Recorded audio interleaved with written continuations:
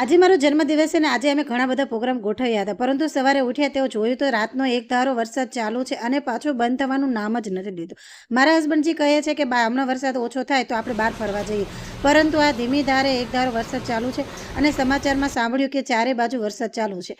પછી અમે નક્કી કર્યું કે બહાર ક્યાંય ફરવા જવું નથી અને ઘરે બેઠા જ બર્થડે ઉજવવો છે.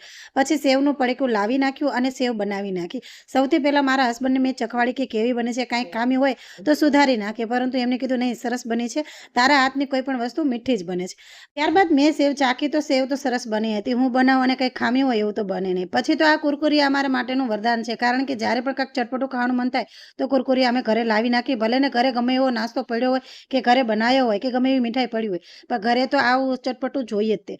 પછી અમે આખા લસણનું શાક બનાવી નાખ્યું અને બાજરીના રોટલા. તો શિયાળો અને ચોમાસાનું બંનેનું કોમ્યુનિકેશન છે, તો અમે પણ કંઈક કોમ્યુનિકેશન કર્યું અને આ રીતનું અમે સરસ મજાનું બપોરનું શાક બનાવી નાખ્યું. મારા હસબન્ડજીને દેખાડ્યું તો એમને તો મીઠું લાગ્યું, કારણ કે આ શાક એમને ખૂબ જ ભાવે છે.